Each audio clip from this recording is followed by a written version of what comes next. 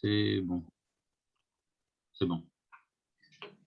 Et voilà, bonsoir à tout le monde. Et donc, on a vu la semaine dernière comment le Maharal nous avait expliqué, dans un premier temps, qu'est-ce que c'est que l'élection d'Israël et pourquoi l'élection d'Israël est une élection qui concerne l'ensemble d'Israël, mais qui ne concerne pas les êtres individuels en particulier, les hommes en particulier. Donc, Dieu choisit Israël, mais il ne choisit pas chacun d'entre nous. C'est pour ça que nous, on peut fauter sans être rejeté par Dieu. Parce que l'élection, elle est au niveau d'Israël, et donc Israël est toujours choisi, et donc que l'on faute ou qu'on ne faute pas, on reste Israël. Et donc, en tant que tel, on est toujours choisi, élu. Et donc, à partir de là, la faute n'intervient pas dans l'élection d'Israël, et c'est pour ça que l'affirmation du christianisme comme quoi Dieu aurait rejeté Israël après ses fautes n'a aucun sens, dit le Maharal, puisque en fait l'élection, elle est universelle. Et j'avais expliqué aussi d'après Jacob Gordin que quand on parle d'élection, c'est toujours d'universalité. C'est-à-dire être choisi, être élu, ça veut dire prendre parti pour l'universalité. Ça, c'était donc dans ce texte du Maharal, pas la première partie, mais le début du développement. Maintenant, dans le développement qu'on va entamer maintenant, je vais maintenant vous montrer le texte tout de suite.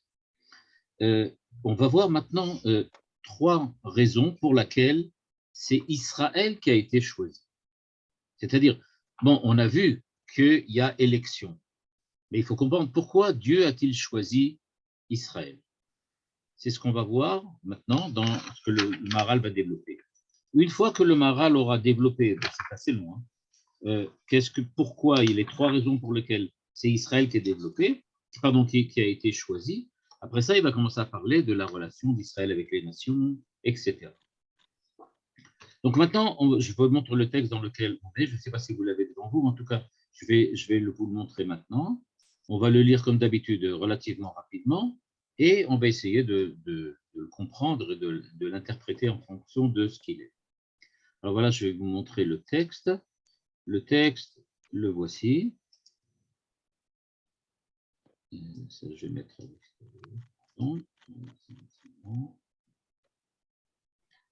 voilà. Dans ce texte qui commence par les mots Ve'im Yomar Adam. Ve'im Yomar Adam, je ne sais pas exactement où c'est exactement chez vous. Donc, Ve'im Yomar Adam. Donc, c'est ça c'est le texte dans le Nessach Israël. Ve'im Yomar Adam, je vais voir si on peut essayer d'agrandir un petit peu le texte peut-être. Voir s'il est possible de le mettre un peu plus large. Oui, voilà, c'est un peu trop. Non, c'est bon, ça rentre.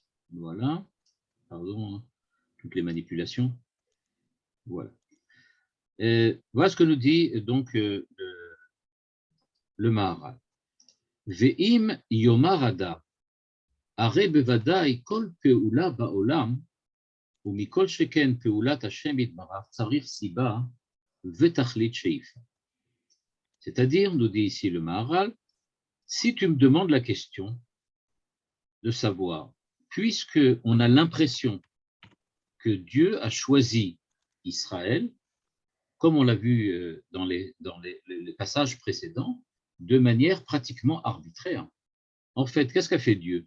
Dieu a choisi Israël. Pourquoi, comment? Ça ne nous intéresse pas. C'est un choix que Dieu a fait, une élection que Dieu a commis sans prendre en compte si nous sommes des gens exceptionnels, si on va vraiment accomplir la Torah ou faire ce qu'il faut, si on va fauter ou pas fauter. On a vu que c'est quelque chose qui concerne exclusivement Israël. Mais Israël en tant qu'objet du choix de Dieu. C'est-à-dire, demande le Maharal, en fait, pourquoi Dieu a-t-il décidé de choisir quelqu'un? Pourquoi le fait-il? Quelle raison? Et c'est ce qu'il demande ici. Après tout, dit-il, tout dans le monde, on sait qu'il a deux causes. Au moins, il y en a quatre d'après Aristote. Le Maharal ici n'en cite que deux d'Aristote. Il dit, chaque chose a ce qu'on appelle Siba Vetachlit Sheifal, c'est-à-dire, il y a une cause à cause de laquelle on décide d'agir, et il y a une finalité que l'on veut obtenir. Donc, je décide de faire quelque chose, et ensuite, j'ai une finalité, c'est-à-dire je veux obtenir autre chose. Et donc, demande le Maharal, on sait que tout marche comme ça dans le monde, c'est-à-dire chaque chose a sa cause et sa finalité. Ve'im lo nomar she'aya abchira azot be'Israël bishvil maaseh. Et si on refuse, comme le Maharal l'a fait dans le passage précédent, d'affirmer que l'élection d'Israël était en vue des actes que les enfants d'Israël vont accomplir, c'est-à-dire, puisque Israël a été choisi, pas pour ce qu'elle fait, pas pour ce qu'elle est, pas pour sa personnalité, pas pour les actes bons ou mauvais qu'ils vont accomplir. C'est-à-dire, en fait, tout dépend essentiellement de Dieu et pas d'Israël. Donc maintenant, la question qui se pose est Imken, ma asiba asher bachar Israël. Mais alors, pour quelle raison il a choisi Israël? Et on verra que la question est plus globale que ça. Pour quelle raison il a choisi quelqu'un? Plus tard, il va poser la question. Peut-être qu'il aurait pu choisir quelqu'un d'autre. Mais pour le moment, il va poser la question plus générale. Mais pourquoi a-t-il choisi quelqu'un? Quel est le but, en fait, de cette élection? Et donc, en fait, le Maharal pose une question extrêmement, j'aurais pu dire, très paradoxale. Pourquoi Dieu a-t-il élu quelqu'un? Pourquoi? Dans quel but? Et il dit, étant donné que Dieu n'a pas choisi Israël à cause d'Israël, ou pour qu'Israël fasse quelque chose, donc il reste la question, alors pourquoi? Tout ça, ça se passe donc en lui. C'est-à-dire, puisque ce n'est pas pour Israël, en attendant Israël, ou grâce à Israël, que Dieu a choisi Israël, c'est donc quelque chose qui le concerne lui.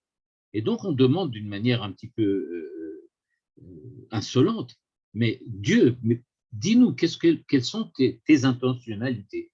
Pourquoi tu as voulu faire une chose pareille? C'est ce que demande ici le Maharal. Ma siba shir bachar be'Israël.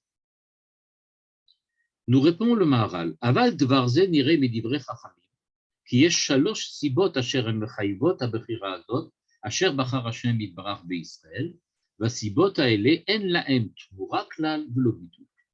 Il dit, il y a 3 raisons, 3 causes qui ont poussé Dieu à choisir Israël, et il va nous expliquer que ces causes ne peuvent être jamais annulées, ni changées, ni interchangées. C'est extrêmement important parce qu'il a toujours dans l'optique du christianisme cette idée-là que Dieu a changé Israël, c'est-à-dire que les causes ont changé. Et donc maintenant le Maharal dit, je vais vous expliquer quelles sont ces 3 causes. La première, c'est celle qu'on va voir aujourd'hui et la semaine prochaine, Asiba Rishona Iya Torah. Donc attention, le choix d'Israël, c'est à cause, dans la finalité, dans le but, en vue de la Torah. On veut la Torah, Dieu veut la Torah, et puisque Dieu veut la Torah, il va choisir Israël. Donc la Torah, c'est ce qui fait que Israël a été choisi. Je le souligne parce que on sait déjà, bien avant le Maharal, 800 ans avant, le Rav Sadia Gaon avait posé exactement la même question. Il avait demandé, en fait, qu'est-ce qui est plus important, la Torah ou Israël? Qui est en vue de quoi? Est-ce que c'est Israël qui a été choisi en vue de la Torah ou la Torah qui a été choisie à cause d'Israël? Et le Rav Sadia Gaon avait répondu dans un texte très célèbre que dans le Emunot Vedeot, que en fait l'éternité de la Torah vient du fait que Dieu a choisi, que Dieu a donné la Torah à Israël. C'est-à-dire, d'où sait-on que la Torah est éternelle? Eh bien, on le sait grâce au fait qu'elle a été donnée à Israël et qu'Israël est éternel. Donc, qui dépend de qui, d'après le Rav Sadia Gaon? C'est la Torah qui dépend d'Israël. La Torah a été donnée à Israël, puisqu'Israël est éternel, eh bien, la Torah, elle aussi, est nécessairement éternelle. C'était la démonstration du Rav Tzadia Gaon. Or, on voit ici que c'est le contraire. C'est-à-dire que pour le Maharal, à l'opposé du Rav Tzadia Gaon, ce que l'on découvre, c'est que c'est la Torah qui est la finalité et Israël en vue de la Torah. Donc, pourquoi Dieu a-t-il choisi Israël ou quelqu'un d'autre? Ça, c'est encore une autre question. Et pourquoi a-t-il choisi, élu une partie de l'humanité à cause de la Torah? À cause de la Torah. Pourquoi? Parce qu'il dit, première phrase, Asheri efshar mi bil'ada. On ne peut pas, dans le monde, imaginer même l'existence du monde sans la Torah. C'est ce qui va développer aujourd'hui, et ce qu'on va voir aujourd'hui, c'est-à-dire, pourquoi? Pourquoi c'est vraiment comme ça?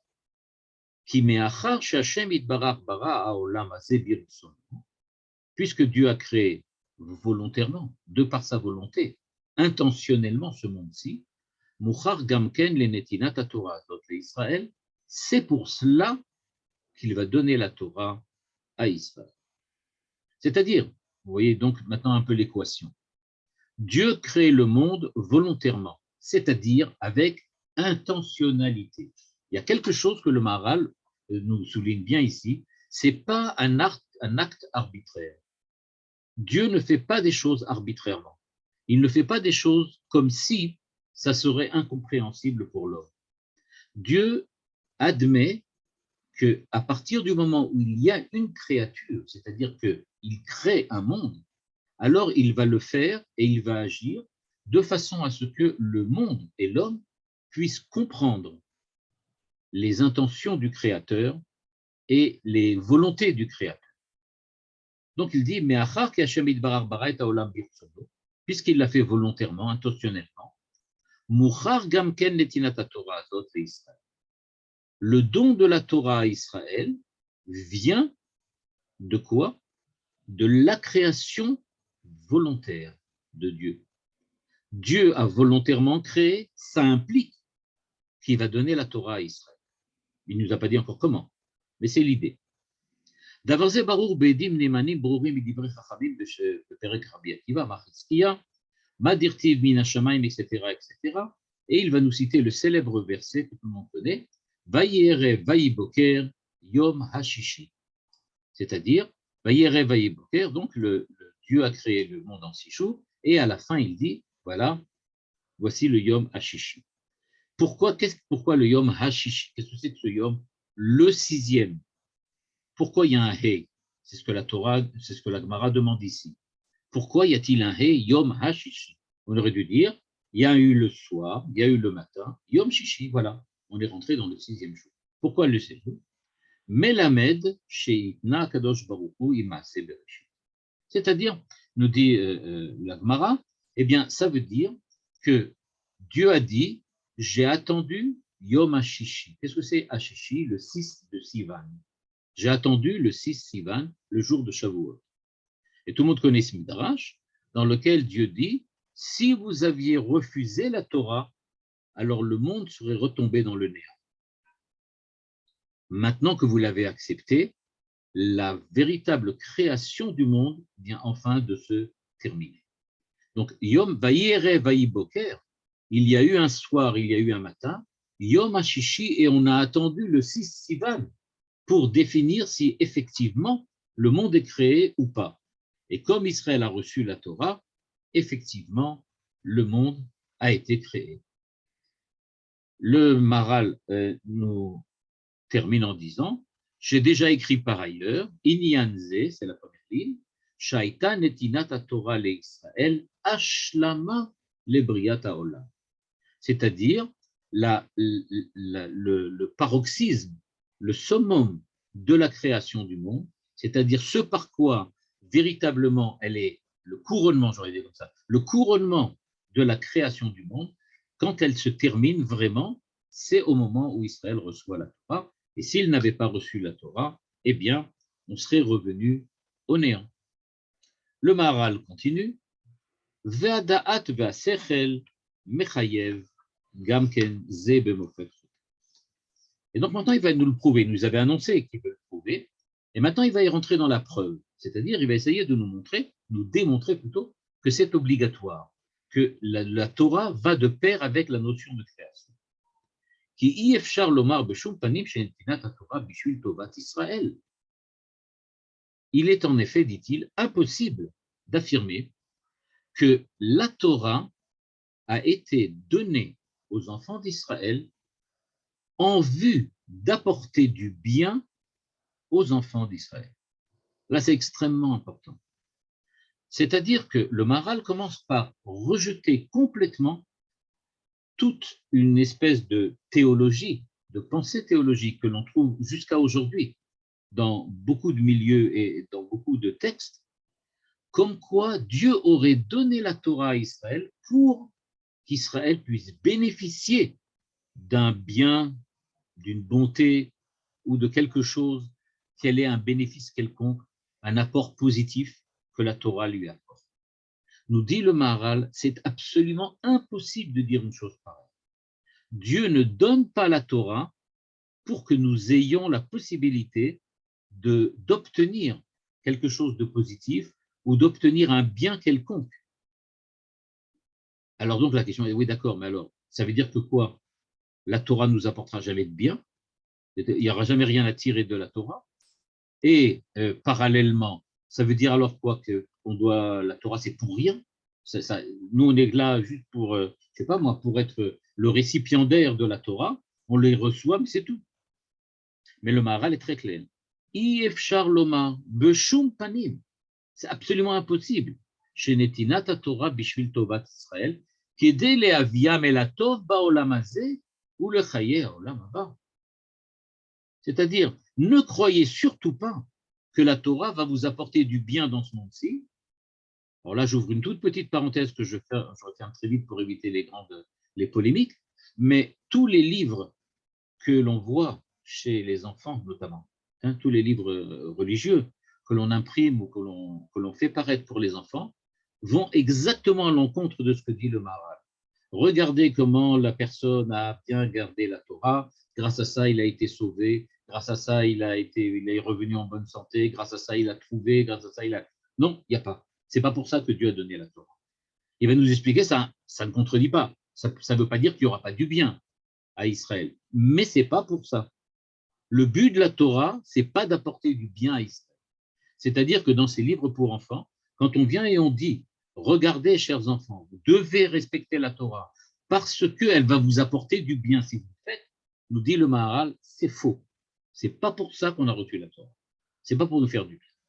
Ah, mais il y a autre chose. D'accord, dans ce monde-ci. Mais le monde futur, le Olam Haba, ça on l'entend partout.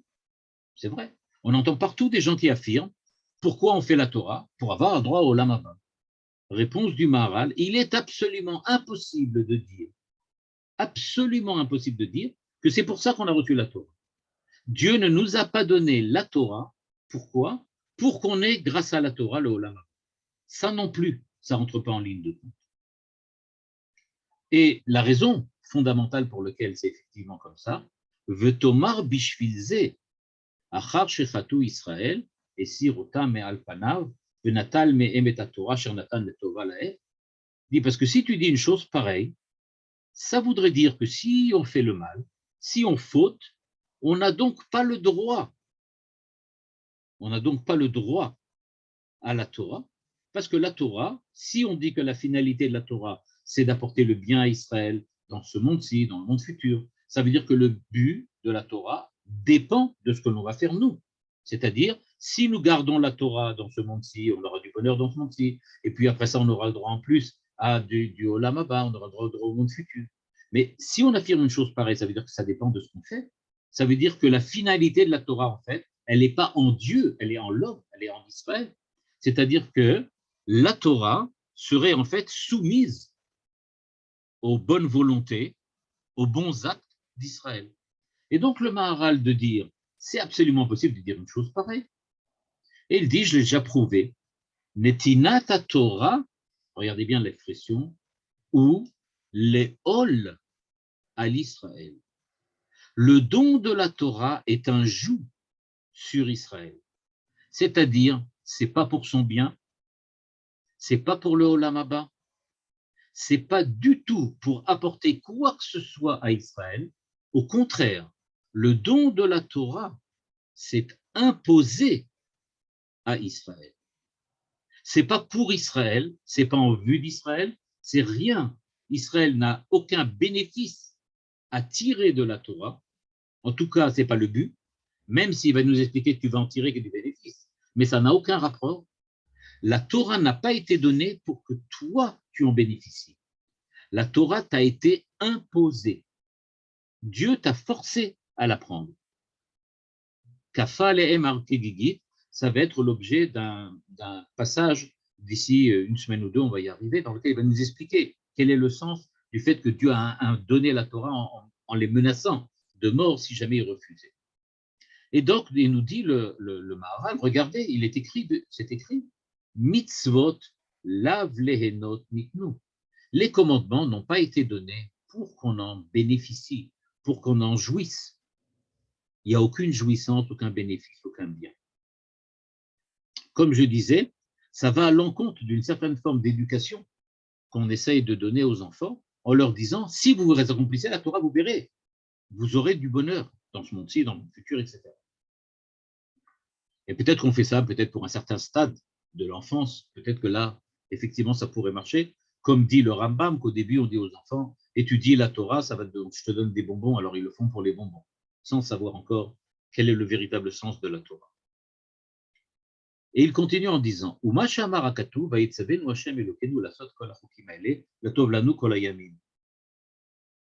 ce qui veut dire, a priori, dans le livre de Devarim, chapitre 6, verset 24, il y a écrit le contraire, dit le Maharal. Il y a écrit que, au contraire, la Torah nous a été donnée pour que nous l'accomplissions, pour que ce soit pour d'autres biens. Les tov lanu kol hayamim, pour que ce soit pour notre bien. Alors, dit le Maharal, si ça doit être pour notre bien, ça veut donc dire qu'on va en tirer un bénéfice, on va en tirer quelque chose. Il dit, lo historie sodze, comme non, ce n'est pas contradictoire. Pourquoi? Parce que c'est vrai que de facto, la Torah vient nous apporter du bien. Aval, trilat netinata shel Israël, mais le principe du don de la Torah à Israël, lo haya bishvil Torah. C'est-à-dire, si par exemple, par un effet par la bande, par un effet secondaire, Israël tire du bien de la Torah, ça c'est tout à fait possible, dit le Maharal. C'est même pas tout à fait possible, c'est pratiquement sûr. C'est-à-dire, on va tirer du bien de la Torah, mais ce n'est pas la raison pour laquelle on a reçu la Torah. C'est-à-dire que la Torah n'est pas quelque chose que l'on reçoit pour nous. La finalité de la Torah, c'est pas Israël, même si Israël, grâce à la Torah, va bénéficier de certains avantages. C'est pas ça. Le but, c'est pas ça. Aval, trilat netinata chez la Torah, loya bishvil tova l'Israël, rak, et c'est encore une fois, comme j'ai souligné tout à l'heure, le joug qui est posé sur Israël, begzerat, que mon meler, chez gozer gzerotav, alavadav, le'ol, aleh.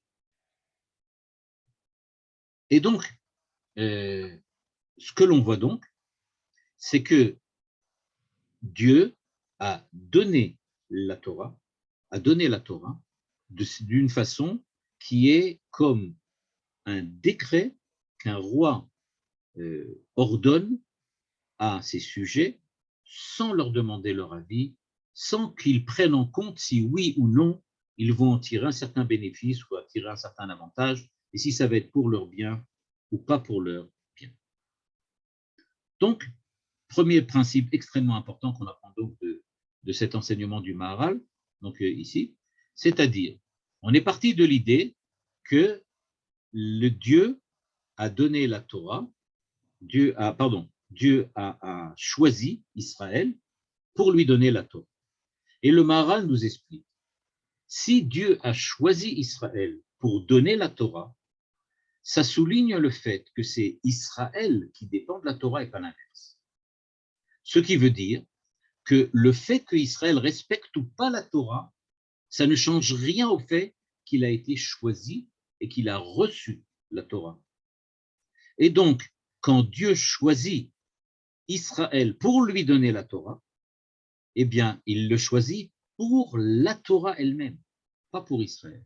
Et donc, nous dit la première chose, nous dit le Maharal, donc de là on comprend très bien que quand Dieu décide de donner la Torah, eh bien, Dieu a choisi à qui la donner, mais ça ne dépend pas de cette personne-là.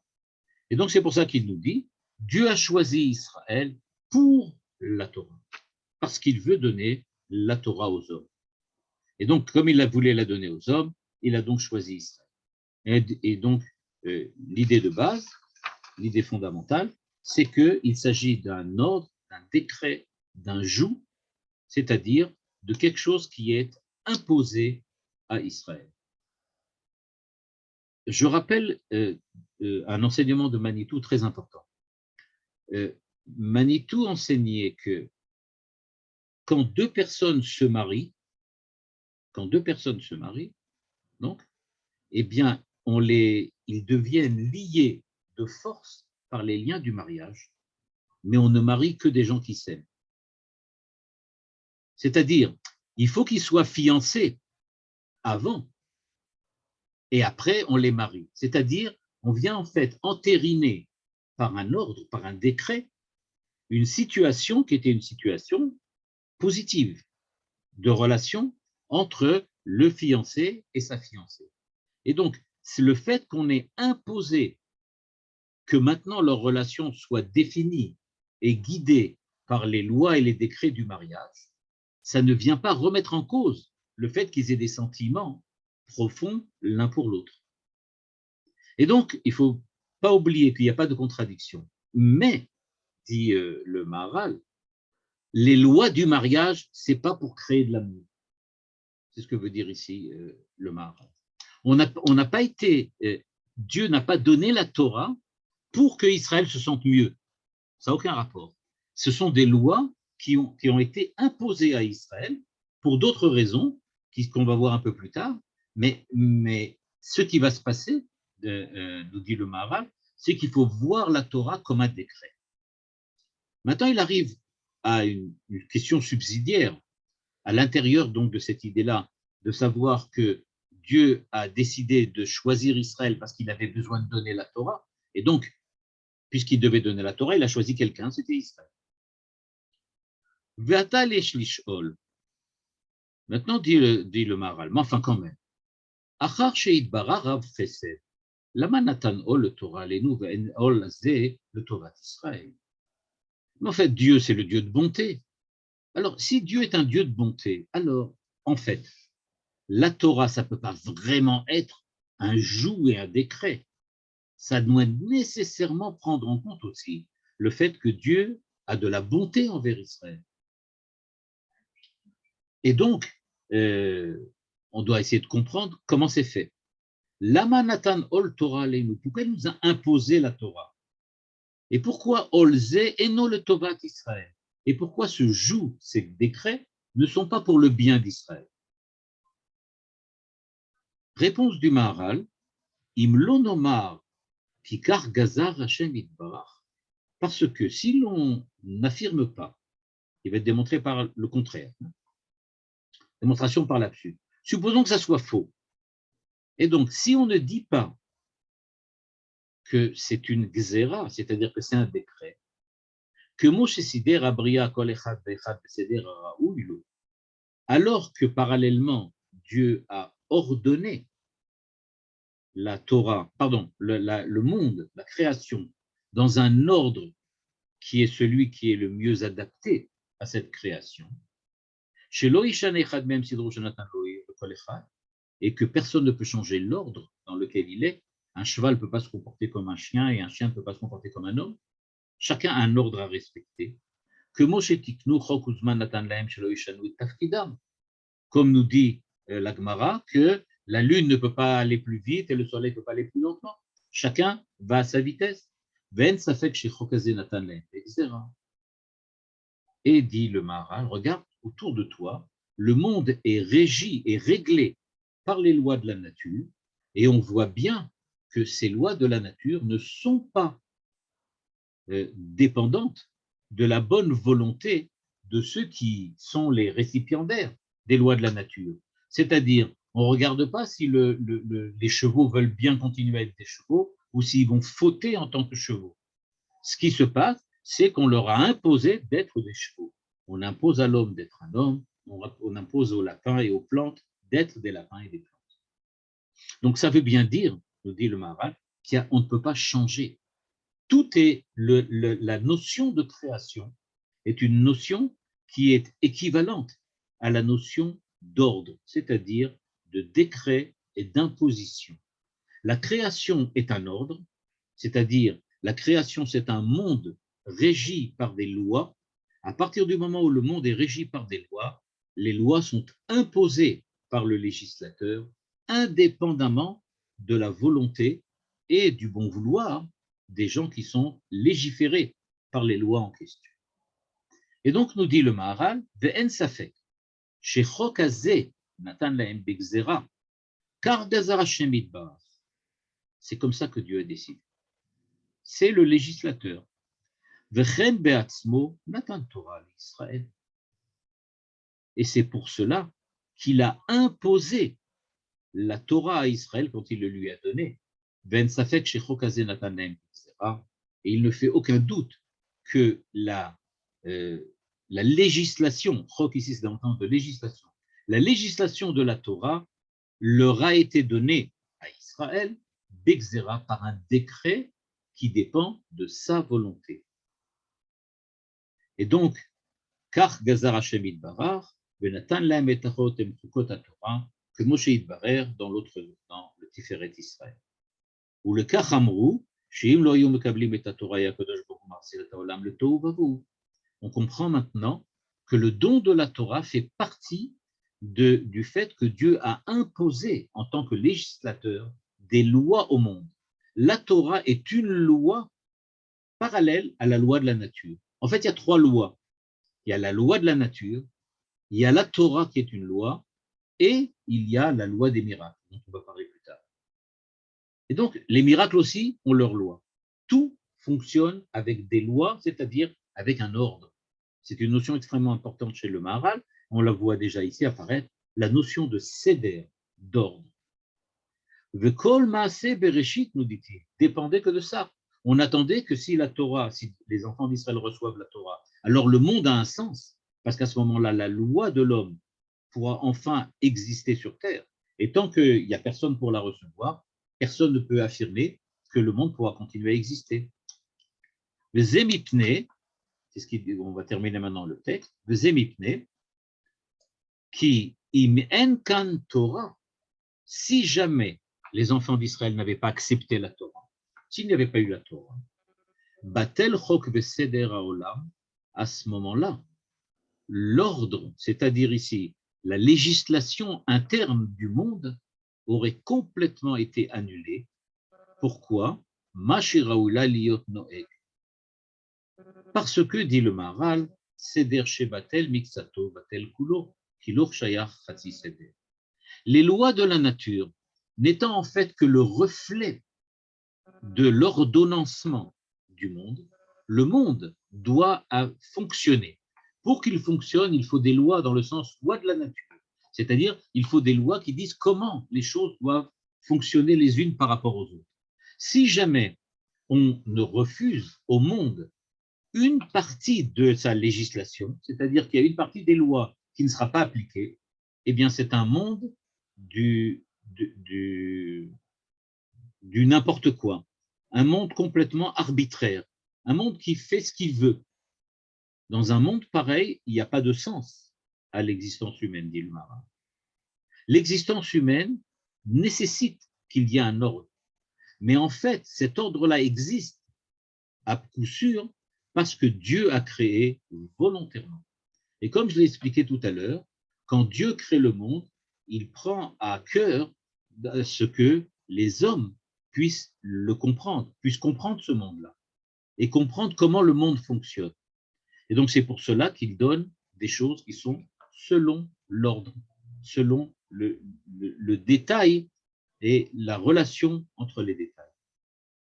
Que Moshe Yitbaer, Yimashech achazeh shebarach Hashem yitbarach beIsraël, me'achar sheyesh ba'em Torato. Et étant donné que Dieu a décidé de donner la Torah, c'est-à-dire que la Torah est la législation adéquate à l'homme qui s'appelle Israël, eh bien, il fallait bien qu'il y ait un Israël pour ça. C'est-à-dire un Israël qui reçoive cette Torah, puisque cette Torah, elle fait partie de l'ordre du monde. De la même manière que Dieu, en créant le monde, ne remet pas en cause le monde et lui donne, au contraire, des lois pour qu'il puisse fonctionner de manière harmonieuse, eh bien, de la même façon, en créant l'homme, il a prévu de donner une loi qui s'appelle la Torah, et donc c'est pour cela qu'il va choisir Israël. Donc, l'élection d'Israël, c'est pour la Torah qui est absolument nécessaire, puisqu'elle fait partie de la notion même de création. Qui dit création, dit le Maharal, qui dit création veut dire ordonnancement, mettre de l'ordre dans. À partir du moment où on met de l'ordre dans le monde, la Torah faisant partie de cet ordre-là, il faut nécessairement que les lois de la Torah soient appliquées à une partie de l'humanité. Cette partie de l'humanité, c'est celle qu'on appelle Israël, et c'est nous, je ne vais pas dire par mégarde, non, mais ni par hasard, mais par Hashgacha. C'est comme ça que ça s'est fait. Dabarze en tzarich biur, qui a Torah goremet achibur in Israël. Et donc, la liaison qui existe entre Israël et Dieu, eh bien, c'est précisément grâce à la Torah, c'est-à-dire grâce à l'ordre qui est inscrit dans la création. Et cet ordre qui est inscrit dans la création, c'est précisément cet ordre-là dont la Torah fait partie, et qu'à partir du moment où la Torah en fait partie, eh bien, il va falloir nécessairement que la Torah redevienne, on peut dire comme ça, le centre de l'existence même du monde. Voilà, c'est pas tout à fait la première partie. Le Maharal va encore poser d'autres questions et il va encore développer cette idée-là. Mais pour le moment, on va s'arrêter là pour aujourd'hui. Juste, je vais maintenant donner juste une petite idée sur ce que le Maharal dit à la fin de ce texte que vous voyez, ce qui était coloré tout à l'heure, à savoir cette notion d'ordre. Qu'est-ce que veut dire la notion d'ordre chez le Maharal? En fait, chez le Maharal, il faut savoir que la notion d'ordre est une notion absolument fondamentale. C'est une notion fondamentale parce que, en fait, la notion d'ordre dépasse, comme on l'a vu, très largement le fait qu'il s'agit comment on appelle ça, de créer un monde. C'est-à-dire qu'il ne s'agit pas simplement qu'il y ait quelque chose. Pour le Maharal, quand Dieu dit « je veux créer un monde », il sous-entend un monde ordonné. Il ne peut pas avoir de monde sans qu'il soit ordonné. Pourquoi? Le Maharal nous l'a expliqué, parce que la notion de seder, la notion d'ordre, c'est elle qui préconise l'idée de création. Quand on parle de création, on veut dire qu'il y a un Dieu intentionné qui fait surgir du néant une créature. Mais quand on dit un Dieu intentionné, ça veut bien dire que Dieu a une intention, c'est-à-dire qu'il a un plan. Qui dit plan, dit ordre. Il y a une volonté derrière tout ça, une volonté qui a une rationalité, même si cette rationalité n'est pas la nôtre, et elle est celle de Dieu, mais elle est compréhensible en tant que rationalité. Eh bien, c'est ce que dit ici le Maharal quand il revient sur cette idée de Seder, et il nous dit que c'est à cause du Seder qu'il y a de l'ordre. Et donc, on va devoir expliquer, c'est ce qu'on fera la prochaine fois. Alors, qu'est-ce que c'est que le miracle? Est-ce que le miracle n'est-il pas la contradiction absolue avec l'idée d'ordre, c'est-à-dire avec l'idée de création? Et au fond, est-ce qu'il n'est pas beaucoup plus simple de comprendre l'idée de création que celle de miracle? Alors que nous avons l'habitude du contraire. Nous avons l'habitude de dire qu'on attend de Dieu de faire des miracles. Le Maharal semble nous dire des miracles, vous attendez des miracles? Pas du tout. Retrouver l'ordre de la création, c'est beaucoup plus important que de voir apparaître des miracles. Et donc, la semaine prochaine, on va essayer de mettre un petit peu le point sur cette catégorie, cette notion de miracle, un petit peu parce que ce n'est pas exactement le sens du texte ici. Et ensuite, on va continuer et on va voir l'évolution que le Maharal va donner à cette idée de création qui est parallèle avec le principe de l'ordre. Et ce principe d'ordre va nous amener à comprendre effectivement l'importance de la Torah. Donc, pour le moment, on va donc s'arrêter là. Je vais juste répondre à la question tout de suite. Et ce qu'on voit donc jusqu'à présent, c'est la Torah fait partie de la création parce qu'elle est la base, le principe de la création. Elle est le principe de la création parce qu'elle fait partie de l'ordre de la création. Et qui dit création dit ordre, justement. Seder. On ne peut pas envisager de création, dit le Maharal, sans envisager d'ordre.